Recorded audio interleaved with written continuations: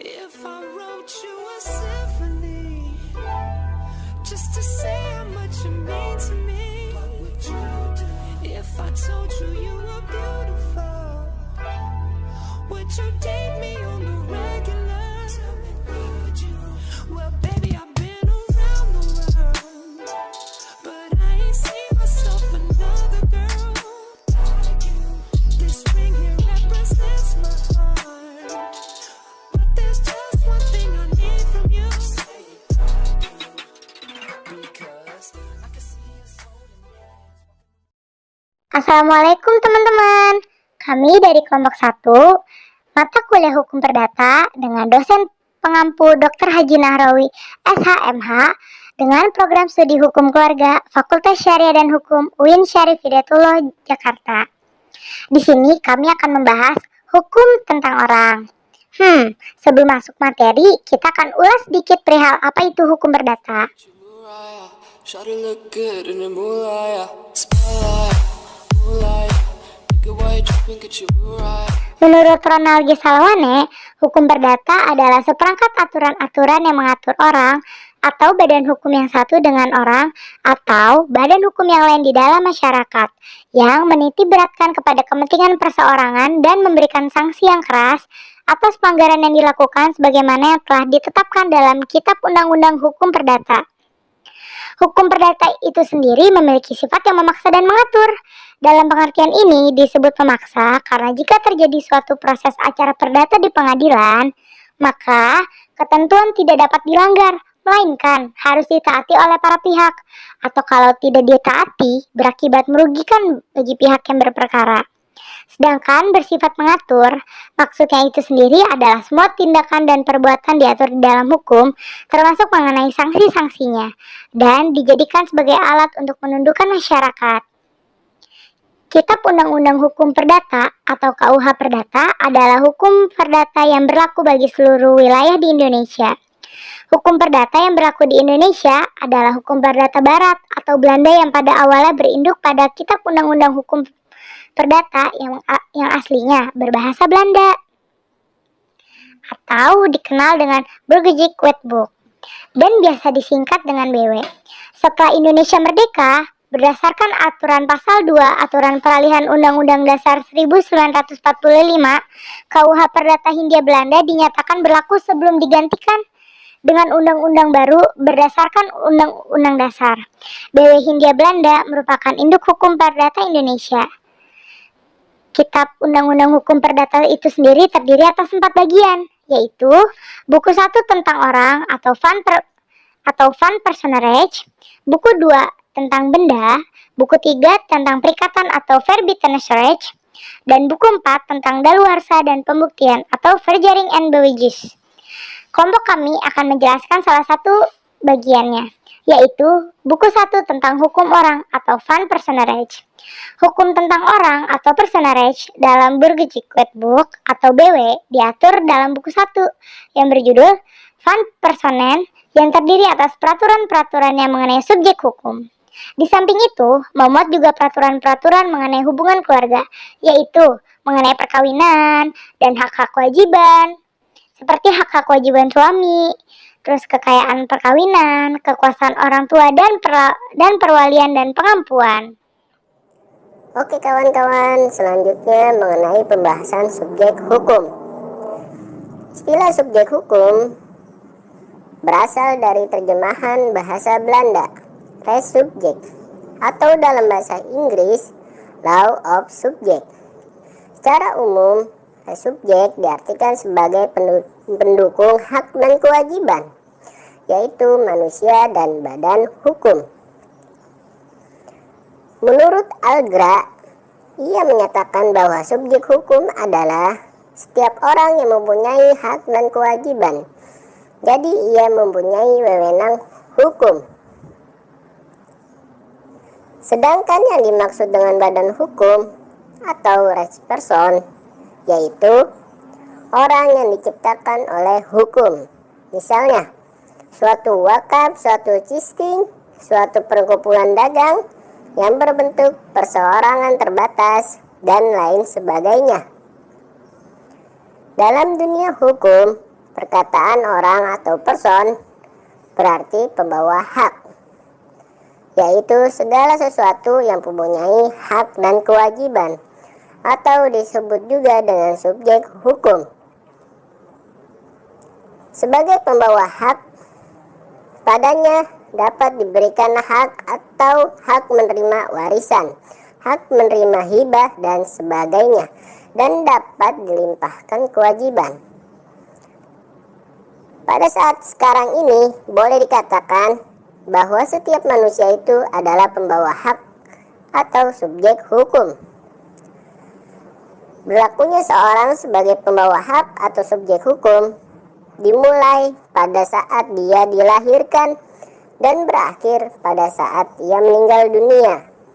Terhadap ini terdapat suatu pengecualian, di mana anak yang ada dalam kandungan seorang perempuan dianggap sebagai telah dilahirkan apabila kepentingan si anak menghendakinya, disebutkan dalam pasal 2 ayat 1 Kitab Undang-Undang Hukum Perdata.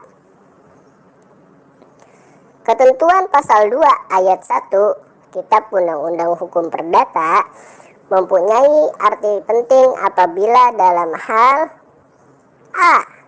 Perwalian oleh bapak atau ibu, pasal 348 Kitab Undang-Undang Hukum Perdata. B. Mewarisi harta peninggalan, pasal 836 Kitab Undang-Undang Hukum Perdata. C. Menerima wasiat dan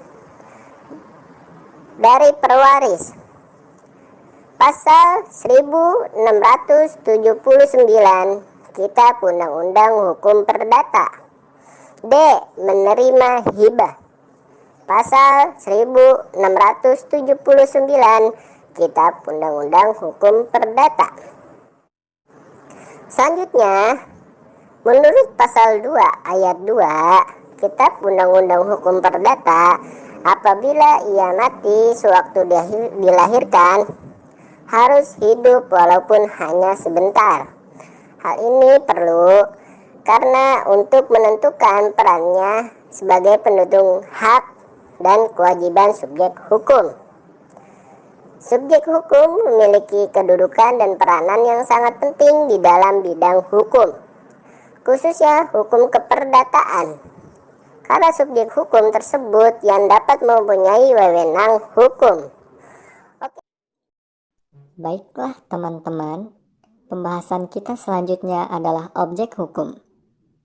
Teman-teman, apakah kalian tahu objek hukum itu apa? Baiklah, mari kita cari tahu ya. Objek hukum adalah segala sesuatu yang berguna bagi subjek hukum, baik manusia atau badan hukum, dan yang dapat menjadi pokok atau objek suatu hubungan hukum atau hak, karena sesuatu itu dapat dikuasai oleh subjek hukum. Dalam hukum publik atau hukum pajak, yang menjadi objek hukum adalah jumlah uang yang harus dipungut dan wajib dibayar oleh wajib pajak. Nah, dalam hukum perdata, yang dimaksud objek hukum adalah benda dengan ketentuan bahwa nilai uang yang efektif merupakan suatu kesatuan dan bisa dikuasai manusia. Objek hukum dalam hukum perdata dibahas secara khusus dalam hukum benda. Objek hukum ini tidak hanya bermanfaat untuk kepentingan orang lain saja, tetapi juga untuk menyandang hak itu. Sebab, sesuatu objek yang diberikan kepada seseorang bukan hanya untuk kepentingan sendiri. Segala sesuatu yang dapat menjadi objek hukum disebut benda. Hai teman-teman, setelah kita belajar subjek hukum oleh saudara Sodik dan objek hukum oleh saudara Dayu, saya Anggit akan melanjutkan tentang pembahasan perbuatan hukum. Apa itu perbuatan hukum? Menurut Marwan Mas, perbuatan hukum adalah setiap perbuatan atau tindakan subjek hukum yang mempunyai akibat hukum, dan akibat hukum tersebut memang dikehendaki oleh subjek hukum. Dalam memahami perbuatan hukum, maka yang paling pokok yang harus diperhatikan adalah unsur kehendak dari subjek hukum yang melakukan perbuatan tersebut. Apabila suatu perbuatan yang akibatnya memang dikehendaki oleh subjek hukum, sedangkan akibat yang dikehendaki tersebut diatur oleh hukum, maka subjek hukum itu dapat dikatakan telah melakukan perbuatan hukum.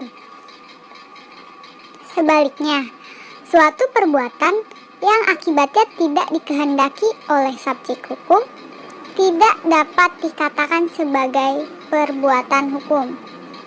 Dengan demikian, unsur-unsur yang harus ada agar suatu perbuatan dapat disebut perbuatan hukum adalah sebagai berikut. Pertama, perbuatan itu harus dilakukan oleh subjek hukum. Kedua, perbuatan itu akibatnya diatur oleh hukum. Ketiga, perbuatan itu akibatnya dikehendaki oleh yang melakukan perbuatan itu. Menurut Suroso, kehendak yang dimaksud harus diikuti oleh suatu pernyataan kehendak. Pernyataan kehendak diperlukan untuk terjadinya suatu perbuatan hukum. Lebih lanjut dijelaskan bahwa maksud daripada pernyataan kehendak ini bentuknya tidak terikat pada bentuk-bentuk tertentu dan tidak terdapat pengecualiannya, sebab dapat terjadi secara tegas atau secara diam-diam. Pernyataan kehendak secara tegas. Pernyataan kehendak secara tegas ini dapat dipilah bentuknya menjadi 3, yaitu pertama, tertulis, baik ditulis sendiri maupun ditulis oleh pejabat tertentu. Pernyataan kehendak yang ditulis sendiri serta ditandatangani oleh pihak-pihak yang bersangkutan tanpa bantuan dari pejabat umum lazimnya disebut sebagai akta di bawah tangan. Hal demikian dapat ditemui dalam perjanjian perdamaian sebagaimana disebutkan dalam pasal 1851 Kitab Undang-Undang Hukum Perdata, yaitu perdamaian adalah suatu perjanjian dengan mana kedua belah pihak dengan menyerahkan, menjanjikan, atau menahan sesuatu barang, mengakhiri suatu perkara yang sedang bergantung, ataupun mencegah timbulnya suatu perkara. Terkait Akta Perjanjian Damai pasal 1851 Kitab Undang-Undang Hukum Perdata ini, menurut Subekti, bentuknya harus tertulis dan tidak sah jika tidak dilakukan secara tertulis. Selanjutnya, pernyataan kehendak yang ditulis oleh pejabat umum yang berwenang untuk itu dengan tujuan digunakan sebagai alat bukti lazim disebut dengan akta autentik. Mengenai hal ini, Ishak dalam bukunya memberikan contoh terkait sumpah yang dilakukan oleh kuasa, sebagaimana dijelaskan dalam pasal 1945 Kitab Undang-Undang Hukum Perdata yang berbunyi, sumpah harus diangkat sendiri secara pribadi karena alasan-alasan penting.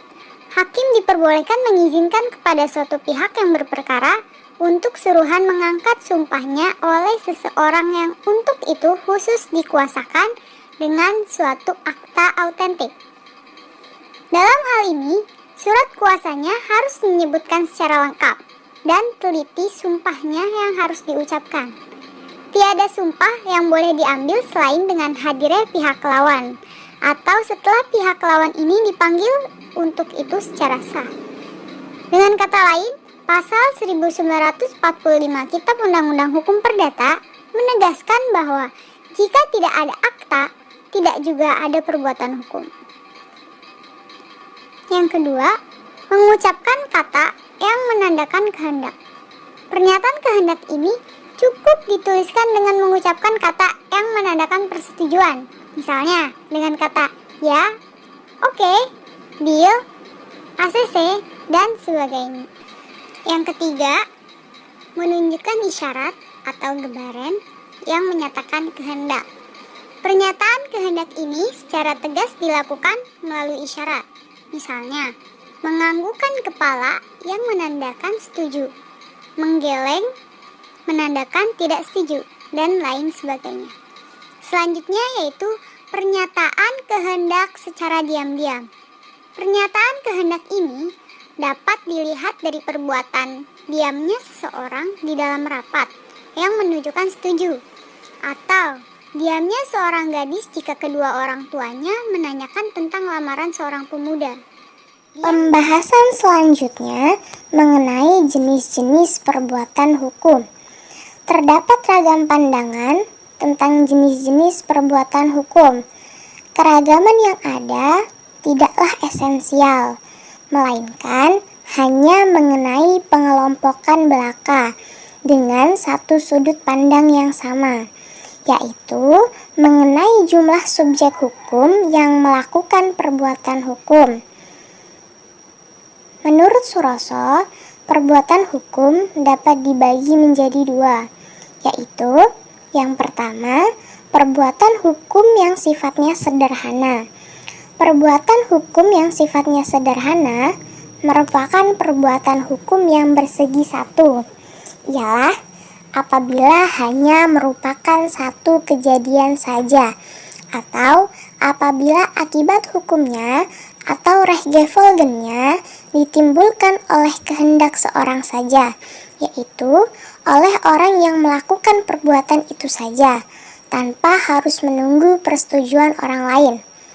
Contoh dari perbuatan hukum yang sifatnya sederhana diantaranya, yang pertama, pembuatan surat wasiat atau testamen pasal 875 Kitab Undang-Undang Hukum Perdata, hak istri untuk melepaskan haknya atas barang-barang yang merupakan kepunyaan suami istri setelah perkawinan. Pasal 132 Kitab Undang-Undang Hukum Perdata.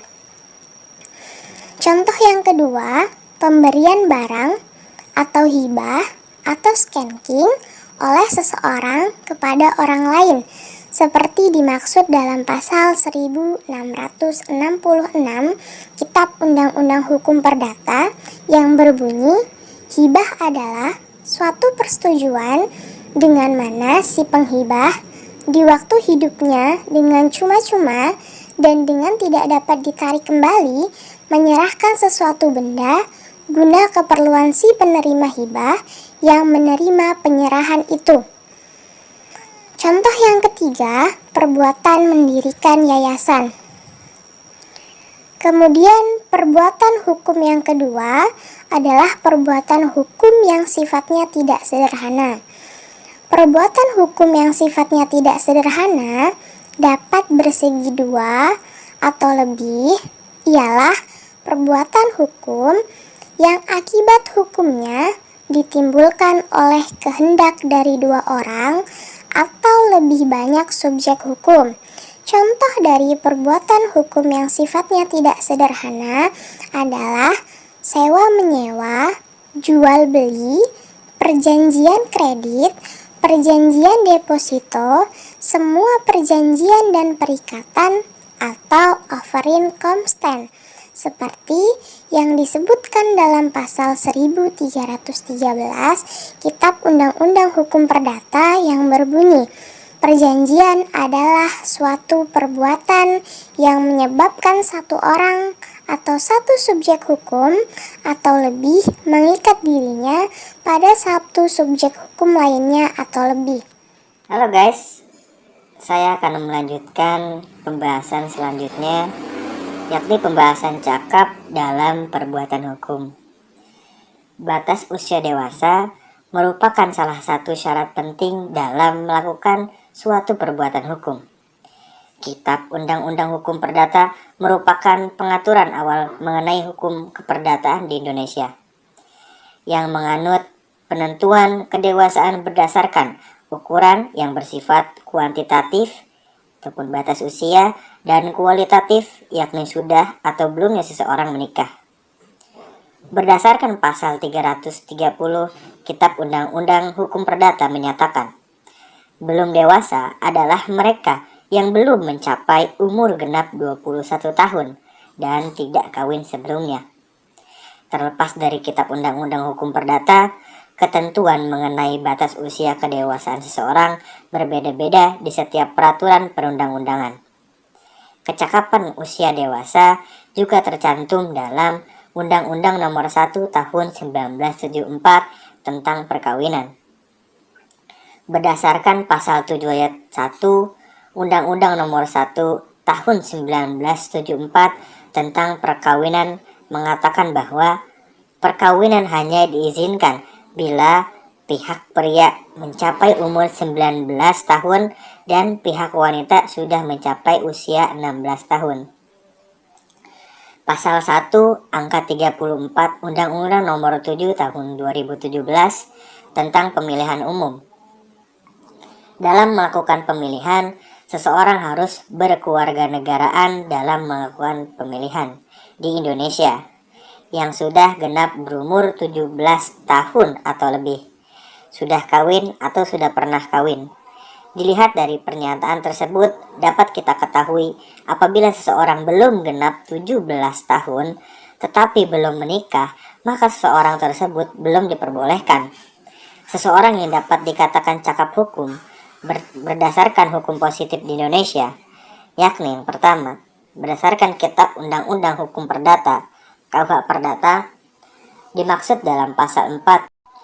Seseorang yang dapat dikatakan cakap hukum berdasarkan hukum positif di Indonesia, yakni yang pertama, berdasarkan Kitab Undang-Undang Hukum Perdata, KUH Perdata, pasal 330 KUH Perdata menyebutkan bahwa belum dewasa adalah mereka yang belum mencapai umur genap 21 tahun dan tak lebih dahulu telah kawin.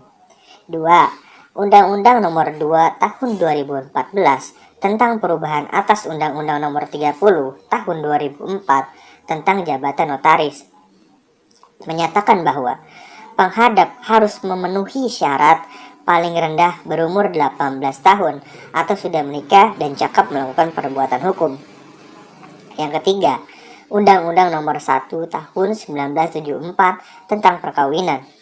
Syarat-syarat perkawinan dalam pasal 6 ayat 2 Undang-Undang Nomor 1 Tahun 1974 tentang perkawinan menyatakan, untuk melangsungkan perkawinan, seseorang yang belum mencapai 21 tahun harus mendapat izin dari kedua orang tuanya. Yang keempat, Undang-Undang Nomor 13 Tahun 2003 tentang ketenaga kerjaan. Dalam pasal 1 angka 3 Undang-Undang Nomor 13 Tahun 2003 ini tentang ketenaga kerjaan disebutkan bahwa yang dimaksud pekerja adalah setiap orang yang bekerja dengan menerima upah atau imbalan dalam bentuk lain. Kata setiap orang merujuk kepada semua orang termasuk anak.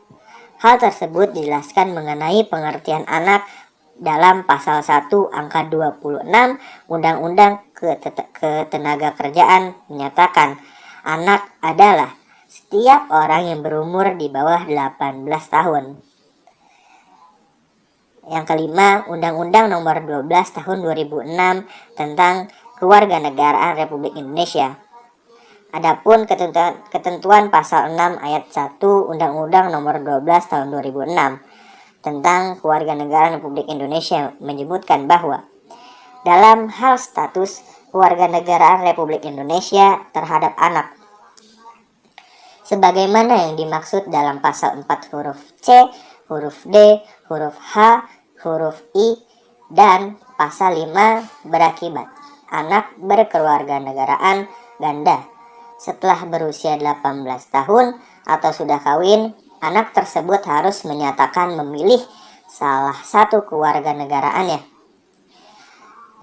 Yang keenam, Undang-Undang Nomor 7 Tahun 2017 tentang pemilihan umum.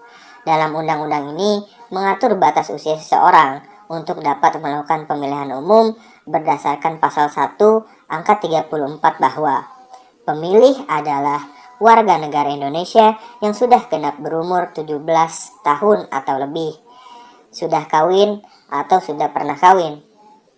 Yang ketujuh, kecakapan menurut hukum adat.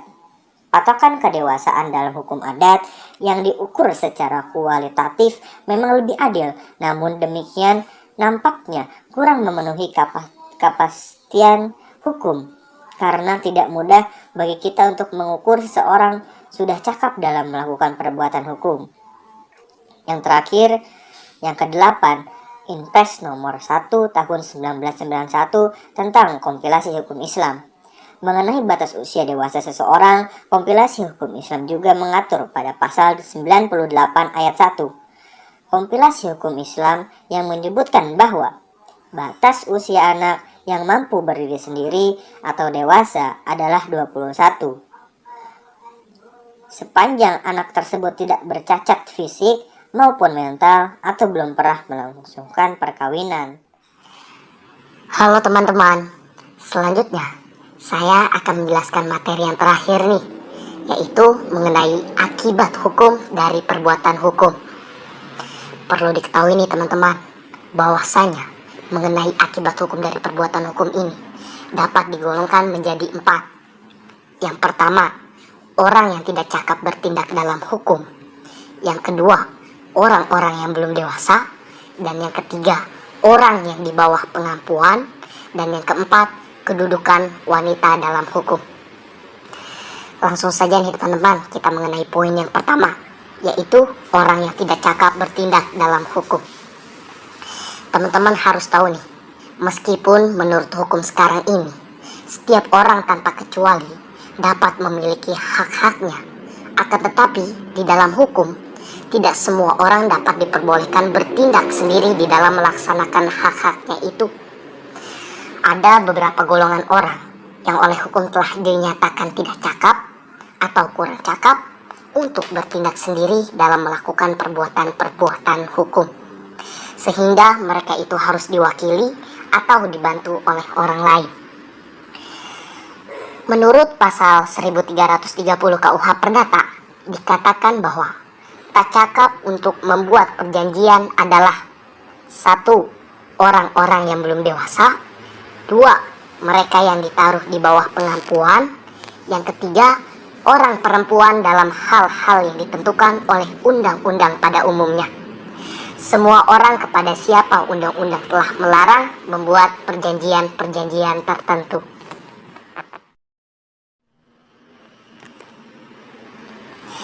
Selanjutnya, yang kedua, orang-orang yang belum dewasa. Perlu diketahui juga nih teman-teman, orang-orang yang belum dewasa hanya dapat menjalankan hak dan kewajibannya dengan perantaraan orang lain, atau sama sekali dilarang. Kecakapan untuk bertindak di dalam hukum bagi orang-orang yang belum dewasa ini diatur dalam ketentuan sebagai berikut. Yang pertama, menurut pasal 330 KUH Perdata, orang yang dikatakan belum dewasa apabila ia belum mencapai usia 21 tahun dan tidak lebih dahulu telah kawin. Apabila ia telah menikah, maka ia dianggap telah dewasa dan ia tidak akan menjadi orang yang di bawah umur lagi, meskipun perkawinannya diputuskan sebelum ia mencapai usia 21 tahun. Yang kedua, untuk melangsungkan perkawinan. Menurut pasal 29 KUH Perdata, bagi seorang laki-laki harus berumur 18 tahun dan bagi seorang wanita harus berumur 15 tahun. Sedangkan menurut pasal 7 ayat 1 Undang-Undang nomor 1 tahun 1974 tentang perkawinan, bagi seorang laki-laki harus berumur 19 tahun dan bagi seorang wanita harus berumur 16 tahun. Dalam hukum waris, seseorang yang belum mencapai umur genap 18 tahun tidak diperbolehkan membuat surat wasiat. Itu dijelaskan di dalam pasal 897 KUH Perdata. Selanjutnya, yang ketiga, yakni orang yang di bawah pengampuan. Menurut pasal 433 KUH Perdata, orang yang ditaruh di bawah pengampuan adalah orang yang dungu, sakit ingatan atau mata gelap, dan orang boros. Akibat dimasukkannya seseorang dalam pengampuan, maka kedudukannya menjadi sama dengan seseorang yang belum dewasa.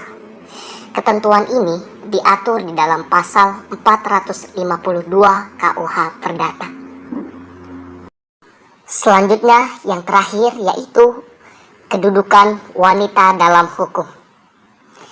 Teman-teman harus tahu nih, bahwasanya khusus untuk orang perempuan yang dinyatakan tidak cakap dalam perbuatan hukum dalam hal pertama, membuat perjanjian, memerlukan bantuan atau izin dari suami. Ini dijelaskan di dalam pasal 108 KUH Perdata. Yang kedua, menghadap di muka hakim, harus dengan bantuan suami.